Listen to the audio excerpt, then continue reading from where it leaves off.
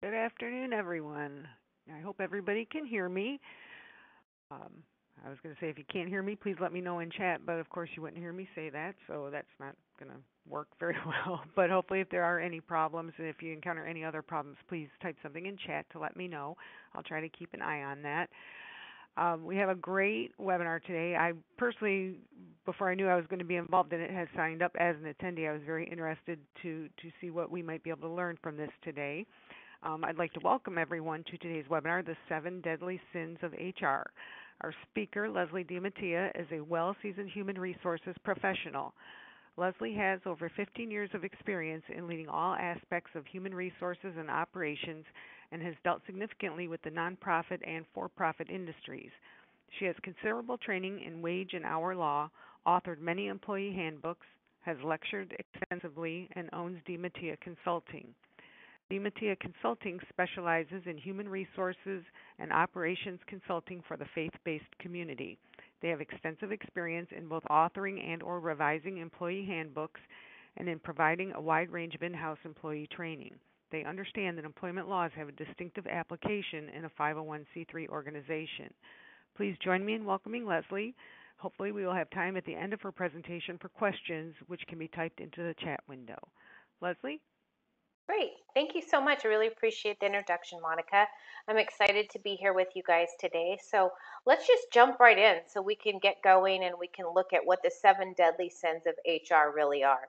And there really are 7 areas that can get us as religious nonprofit employers in trouble with the powers that be, or the enforcement, or the government enforcement agencies, and those types of things. The good news is that religious nonprofits are very much protected under the religious umbrella, but there are some areas where we need to be very careful. Okay, one of those is the misclassification of employees. This is a hot topic recently because the federal government, who hasn't changed minimum wage in I don't know how long, has actually decided that they're going to change minimum wage to $15 an hour. This is actually mimicking California's new law, which raises minimum wage to $15 an hour by 2020.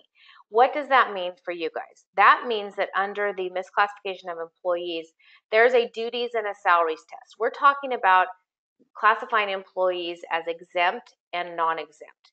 Now, I know some of you remember Obama's final overtime rule years ago, where parts of it didn't pass, and they're actually looking at that right now.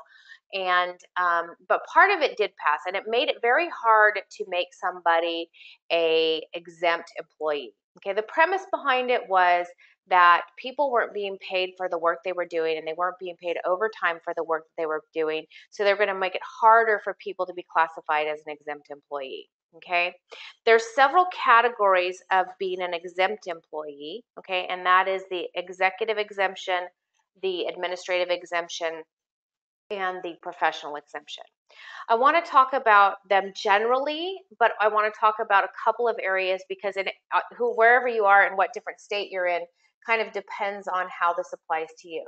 So, for instance, in California, um, we have to have double minimum wage to meet the salary requirement of the federal government. I'm sorry, for California's government. Okay, so if our minimum wage is $15 an hour, then in order to be exempt, people have to be paid $30 an hour. And I think one of the things that we need to look at here is, I know that they just raised the federal minimum wage, and you guys can just hop on and Google that and come up with the answer. But they are changing the federal minimum wage, so that is going to increase the amount of money you have to pay somebody to be considered exempt. Okay. Now you want to check you can just Google what is the salary requirement for the state in which we live. The reason why I say that is because each state has different requirements. So, for like I said, California's double minimum wage. Some people are just the flat amount, it's minimum wage times 2,080 hours. The other key point about classifying somebody exempt is there is no such thing as a part-time exempt employee. Now, we'll talk about ministerial exception in just a minute, but as far as anybody that's not a minister, there is no such thing as a part-time exempt employee. Why? The premise behind FLSA, the Fair Labor and Standards Act, says that you have to work 2,080 hours to be exempt. Okay, So there's no such thing as part-time exempt. Got it? Anybody that's part-time is a non-exempt employee that's paid hourly. Okay. We used to say, oh, it's an hourly employee, it's a salary employee, but we're getting away from that common nomenclature and it's going to exempt and non-exempt. And how we say that now is non-exempt employees are paid hourly. Like I said, the premise behind that is to make sure that people are getting their meal periods and their rest periods and those types of things. Okay, so let's talk about an exempt employee. Exempt employees are paid a set salary for all hours worked. Okay, the thought behind it is that those employees that are working a job that is so important that the salary is higher to cover any overtime and any excessive hour tracking. What does that mean? That means that we don't excessively track the hours of an exempt employee. They can come or go, they can do whatever they want to do. They're paid to get a job done. Okay, they're paid to make sure that operations is running smoothly. They're at a higher level in the organization that's making decisions.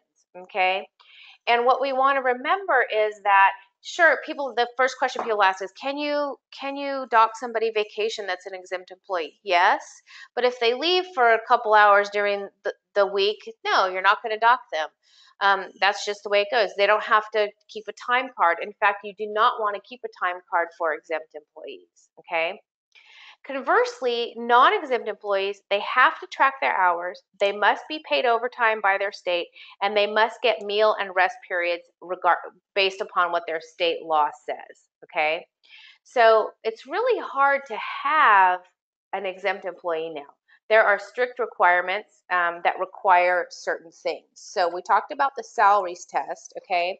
The executive job classification basically means that they have to regularly supervise 2 or more employees, okay? They have to be management, and the primary duty of the position is to manage, okay? They have to have uh, some genuine input into the organization, meaning that the weight of their influence matters. Now, when we talk about supervising employees, the mere supervision is not enough to classify them as an exempt employee.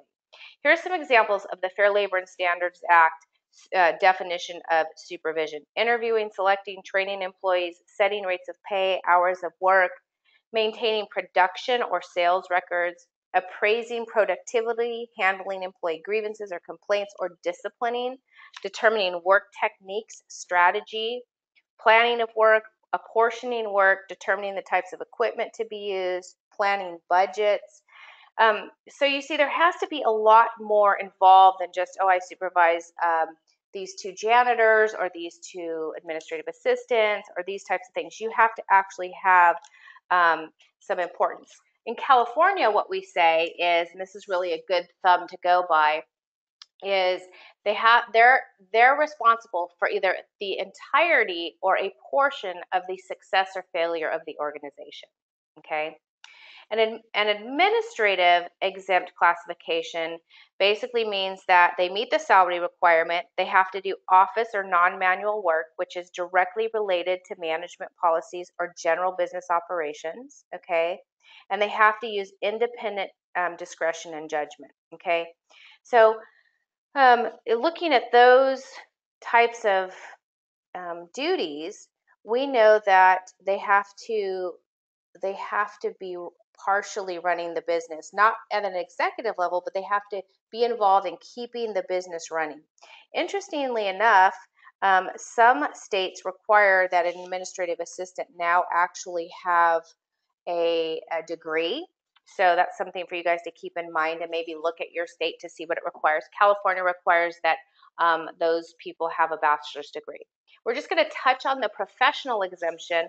The professional exemption basically says that you're a doctor, you're a lawyer, you're somebody that has there's specifically named categories for these, like doctor, lawyer, accountant, engineer.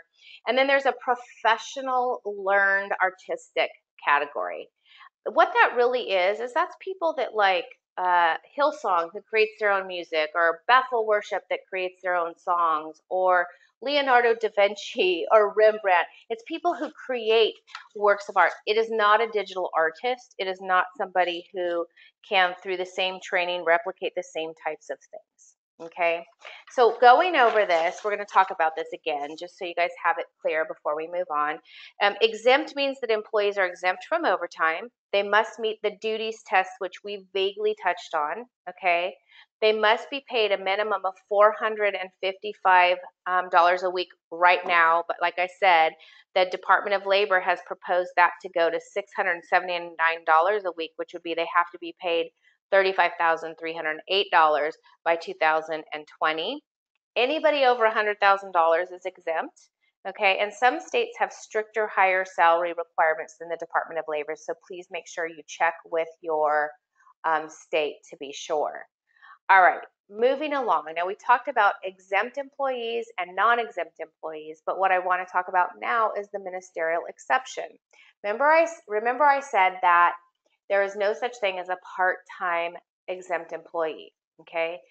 Ministerial exception employees are exempt, but they don't necessarily meet the salary requirement and they don't have to meet the duties requirement, okay? Think about it. The Catholic Church takes a vow, the priests take a vow of poverty. Okay, they do not have to be paid any certain amount. In fact, they don't even meet the minimum wage requirements. All right. If you think about a Buddhist monk, they take a vow of poverty and denial and a bunch of other things. So the ministerial exception, if you Google it, you're going to be like, well, where's the law? There's no labor code section, whatever. There's nothing under the Department of Labor. Ministerial exception is not a law. It is a legal doctrine. And that legal doctrine has come down through case law. What's interesting about the ministerial exception is you can pay a minister whatever you want. You can make them work part-time and they could be exempt. You don't have to pay them overtime. You don't have to give them a meal period. You don't even have to give them a rest period, which I don't recommend, by the way. I recommend you treat your pastors very well and pay them well. But it's based on a legal doctrine. It's based upon religious duties and best practices. Now, people that classify, churches that classify people under the ministerial exception are are always afraid, like, are they ministerial exception or are they not ministerial exception?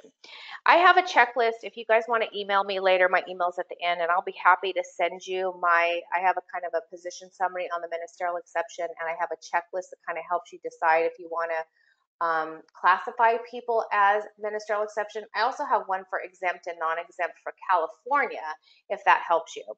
But what I want to talk about regarding the ministerial exception is, first of all, does the position require a call from God on one's life? Does it require a church call? These are just things to think about when you're classifying somebody under ministerial exception. Is the primary purpose of the position religious in nature? Do they teach or preach the word of God, faith principles, or religious practices? Do they shepherd, pray for people, perform baby dedications, marry, bury, baptize, administer communion, lead corporate worship? Those are all things that make you think, okay, this position could be ministerial exception. Additionally, one of the things under ministerial exception is they have to have some legitimate course of study, okay? Now, it doesn't necessarily say they have to be licensed and ordained, although some denominations will require that, okay? And housing allowance is usually tied to somebody who's designated as a minister, but you can designate somebody as a minister and not give them housing allowance, interestingly enough, okay? So as we go on and we're talking about ministerial exception, we want to make sure you guys are classifying people that have completed a course of study, a legitimate course of study to become a pastor. That Bible degree, is that seminary, is it ordination, is it licensing? That would be different for each one of your organizations. A lot of the times I get the question is, can we classify our youth pastor, youth director as ministerial exception? In most cases, I would say the answer would be yes. Why? Because your youth minister, what? Is preaching and teaching the gospel. It happens to be to below 20 somethings or below 18 somethings, right? They are praying for kids. They're responding to hospital visitations. If one of their kids is in the hospital, they are administering communion to them. They go to camp with them. They pray for them. They pray for healing. They mentor them. They spiritually pour into them. The whole life is literally like a pastor, but it's just for younger people. So be careful when you're classifying people as exempt, non-exempt, and ministerial exception. The biggest problem area is when people classify, or when churches classify non-exempt employees as exempt, okay? That's a no-no, all right? The other issue they have is they don't have the full documentation or knowledge or proof of the fact that somebody's a minister, and then they classify somebody as ministerial exception. Now, right now, there are some churches who believe everybody that works for a church is ministerial exception. We aren't there yet. I do believe, honestly, that we're going to move that way, and I think it should move that way, because if you think about it, every single thing that people do at a church is to further the gospel. Now, that's not there yet, like I said, but my hope is that will eventually happen, but we're not there yet. So you need to be careful in classifying your employees in those different areas. One of the other biggest areas where churches get hit with violations and fines and fees and those types of things is not allowing meal periods and rest periods, okay, and not documenting them.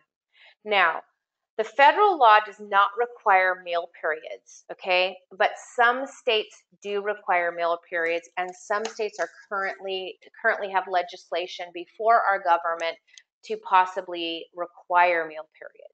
All right, so those states right now that have meal periods are California, Colorado, Kentucky, Nevada, Oregon, Washington, and New York is actually probably this week or next week will approve meal periods, but New York isn't on board yet, so you'll have to watch that yourselves, okay? Some states require that you pay for an on-duty meal period. You'll have to check with your state to see if you do. But what is an on-duty meal period? That is when somebody is not free from work. Maybe they are at their desk and they're answering calls and they're doing things while they're eating lunch. Like, for instance, in California, if we make somebody go through an on-duty meal period, we have to pay them an extra straight time hour, okay? There are other states that require that as well. All states require rest periods. The federal law says 20 minutes or less. Most states say 10 to 15 minutes, okay? One of the issues with meal periods and rest periods is for non-exempt employees, if they are required, you must put them on the time card, not rest periods, but meal periods. Now let's talk about if your state doesn't require you to give a meal period, but you give it anyway by policy. So let's say you hire an employee from 8 to 5 and you give them a 30-minute lunch break from 12 to 12:30. If your handbook requires that or says that you're going to give your employees a meal period, I would definitely ask them to make sure it is on their time card for non-exempt employees. Exempt employees, you don't track any of that, okay? Non-exempt employees, you must track that, all right? So when we talk about meal periods and rest periods, remember, federally, nobody's required to have a meal period. State by state, you may be required to have a meal period. All states are required to give rest periods. The rest periods are for any 4-hour block of time and must be given towards the middle of that 4-hour block of time. So if you think about it, work 2 hours, take a break, work your last 2 hours, okay? All right, the other big sin is overtime violations. Okay, federal law says any hours worked over 40 must be paid at time and a half. Some laws have stricter overtime rules. For instance, I know Colorado, California, some of those states require that they also get paid anything over 8 in a day, 40 in a week, on the 7th consecutive day worked, and then they get double time after 12 hours. So make sure that you know your state's overtime requirements. You think, oh yes, Leslie, we know this, not a problem, we do this. A church recently in Ventura, California was audited by the Department of Labor Standards Enforcement. They had misclassified non-exempt employees as exempt. They were unable to track their overtime for they go back 3 years, by the way. And so they asked the employees to make up their time cards the best they could from the last couple of years that it wasn't tracked. that church paid $40,000 out between 3 employees in overtime that wasn't paid. So this is a big, costly mistake, okay?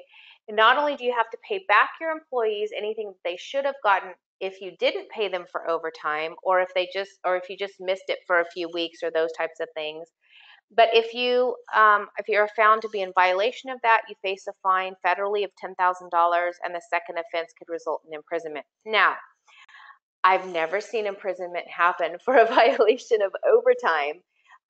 In fact, I would surmise to say that if the enforcement agency showed up at your church, they would be hard pressed to find out whose fault that was and not paying them the overtime.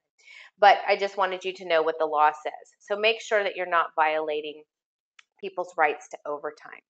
Okay? All right. Let me go back here. Sorry. All right. Let's talk about the independent contractor test. This is another big issue. A lot of churches will say, I'm just going to hire this person as a contractor when they really are not a contractor. Okay. So right now, the federal test is a reasonable test. And the reasonable test basically says, it bars the IRS from challenging the status of a worker as an independent contractor if certain conditions are met. Okay, and those conditions are the employer has always treated the worker as an independent contractor. The employer has filed all returns for the worker for periods past 1978. Okay, and the employer has had a reasonable basis for treating the worker as an independent contractor, either relying on a judicial precedent or a published ruling or technical advice or those types of things, okay?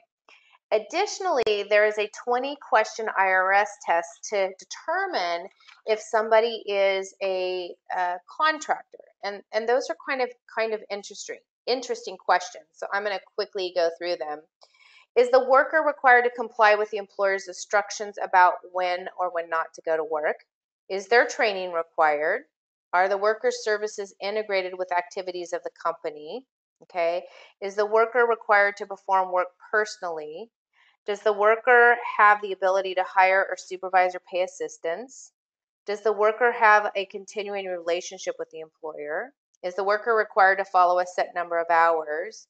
Does the worker work full-time for the employer? Does the worker perform work on the employer's premises or use company equipment? So you get, as we go through these questions, if you answer yes to these, you have not hired an independent contractor, okay? Does the worker submit regular or written oral reports to the employer? How does the worker receive payments? So if you're paying somebody through payroll, highly likely they are not a contractor. If you're paying them through payables, or they have an I-9 and they're getting 1099, that makes it look a little bit more like they're a worker. But anyway, you can go through the rest of these 20 questions, but every single one of those questions has to be no for it to be an independent contractor. Now, the feds are looking intently right now at a case that was approved through the Ninth Circuit Court of Appeals in California. And what happened was, in the Ninth Circuit Court of Appeals, Dynamics Operation West Inc. Basically sued the Superior Court because they said that 20-question test is ridiculous, it's too hard, and we can't figure it out. So the Ninth Circuit Court of Appeals in Superior Court said, okay, we'll make it easy for you. Well, they did make the test easy, but now they made it harder for people to become independent contractors. This is going to be adopted federally. It just isn't adopted yet, so I want you to make sure that you keep an eye on this, okay? The employee must be free from the employer's control or direction, meaning you don't tell them when to show up, you don't tell them when to leave, you don't tell them what to do, you don't tell them what they have to perform. The contractor performs a service that is either outside the usual course of business for which such service is performed, or such services performed outside all the places of business for the entire enterprise. Now, where is this usually a problem? You guys can't answer, so I'll answer for you. Musicians. A lot of churches hire musicians as independent contractors. They are not independent contractors. They are either temporary or part-time employees, and they're non-exempt employees, okay? So, and I actually believe that they are non-exempt employees even under the federal standards as they stand now, Okay. Additionally, independent contractors for the new ABC test from the California Ninth Circuit Court of Appeals has approved says that you have to customarily engage an independently established trade. Okay. So so please watch these. These are going to change. People get in big trouble when they classify somebody as a contractor when in fact they should have been a non-exempt employee and paid hourly and received rest periods and received, maybe if in your state, a meal period. Those violations just keep adding up, and then what happens is we're in trouble and we owe tons of money in back wages and fees and fines. Okay. All right. Another common mistake or another deadly HR sin is housing allowance. A lot of times I hear people refer to housing allowances, oh, we pay him this much in housing allowance. Well, housing allowance is just a way for ministers to shelter part of their income from taxes. And a lot of times what churches do is they say, okay, well, we're going to figure that we give him this much of sheltered income, and somehow they come up with a formula to say that they're really paying him more than they are. The fact of the matter is you have no idea how that housing allowance will affect their personal finances because you don't have access to their personal tax returns, nor should you. Okay? So what you just need to think of as housing allowance is just a way for ministers to shelter part of their income. How a housing allowance must work is that they must fill out a housing allowance worksheet before the end of the year. Okay, you can't predetermine amount. Like a lot of times I hear churches say, oh, well, we're going to give them $40,000 in housing allowance. No, you don't get to pick that. The minister themselves has to fill out a worksheet that goes through all of their expenses. You have to look at the fair rental market value or home purchasing value in your area. And then that housing allowance must be approved by the board prior to January 1 of each year. Okay? All right. If you guys have any questions, please type them into the attendee chat and I will look at those at the very end. Okay? Remember that housing allowance is not a mid-year thing. If you hire somebody mid-year, you need to wait till the next year to add them on. All right? Housing allowance does not change in the middle of the year. It has to stay exactly how it is until the following year. All right. And make sure you document that entire process and keep those records in case somebody has an issue with their taxes or you guys are asked to produce things in a court of law. Okay. All right. All right, let's talk about interns. I love interns, okay? Interns are a fabulous way for churches to, first of all, let people kind of see the ministry and what's going on and how to be involved in the ministry and if they like the ministry and if they want to be a pastor. And I love this. But previously what we always did was we allowed interns to come in and we paid them a stipend and we said, come to work here, see if you like it, and we will allow you to, we'll pay you a little bit of money and we'll work you like a dog and we'll send you to camp for the summer and then you can see if you like ministry. The fact of the matter is, interns are fabulous. How the church pays them and uses them is usually the issue, okay? There is a 6-part test federally under the U.S. Department of Labor Wage and Hour Division for interns, okay? And that basically says this. The intern program has to be associated or very similar to the same type of program that a person would be in an educational institution. Okay, let me go through that federal 6-part test for unpaid interns real quick. And thank you for your questions. I see them and I will answer them. Okay.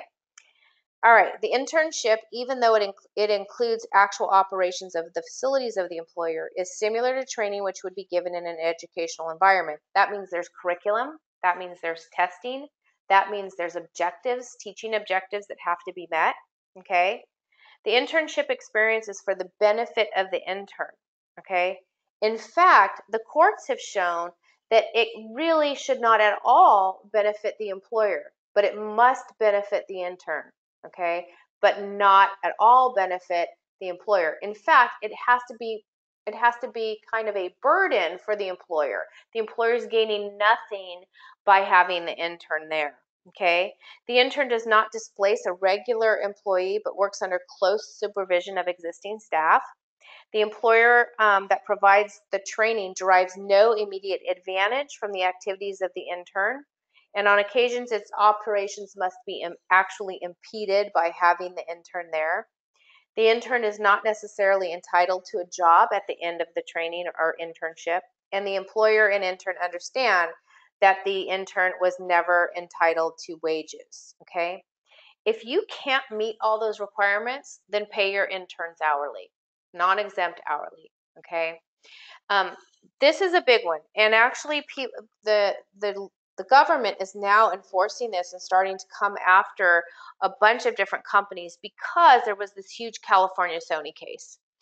Now, think about it. Sony is this big organization, and federally, what happened was when this case came down, the feds, the Department of Labor and Wage and Hour Division, basically said, we have a problem here. This case, Sony's this big organization. They had kids from top-notch colleges all over the world come in and work for Sony, quote, to get experience. But what they were doing is they were working them just like they were workers, and they were getting great experience and training and knowledge and operations experience and all kinds of stuff. But the benefit wasn't primarily to the intern. Sony was also benefiting from it. So this case, basically what happened is Sony had to go back and pay all those workers for their time and overtime and missed whatever they missed, okay?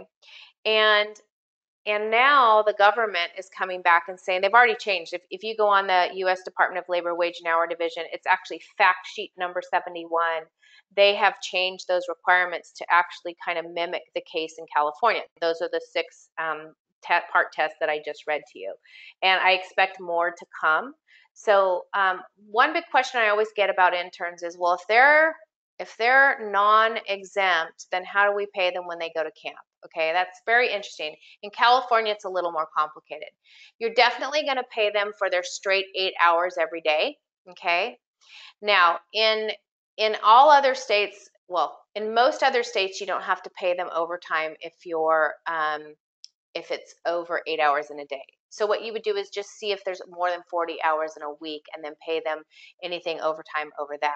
Now remember, most camp counselors, when interns go as camp counselors, they're there, they're awake and with those kids 12 hours a day. So you technically will be paying them 12 hours a day.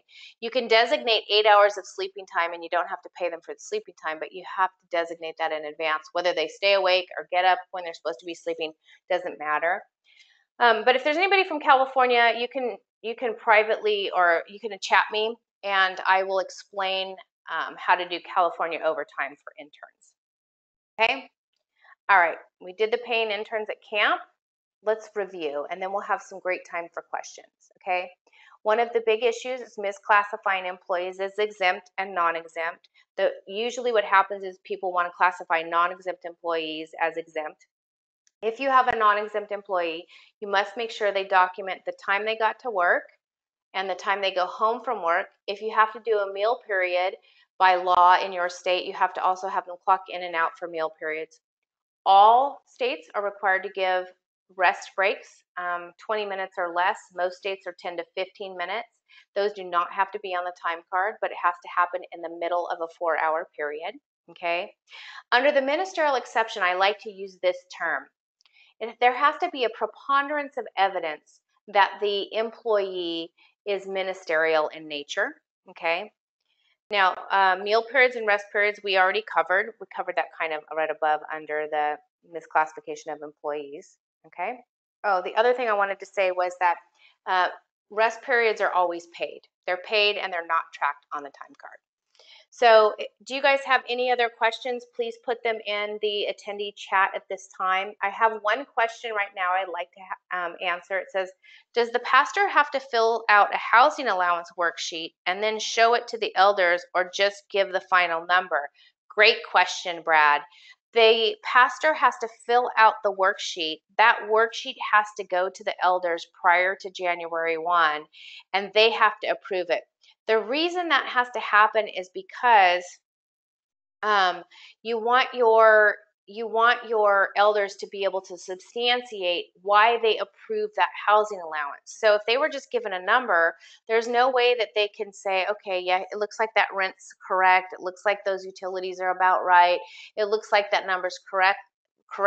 So you have to be able to substantiate why you approved or denied a housing allowance. Okay. Okay, the next question is from Kit. You mentioned an I-9 for an independent contractor. You are correct. It's a W-9.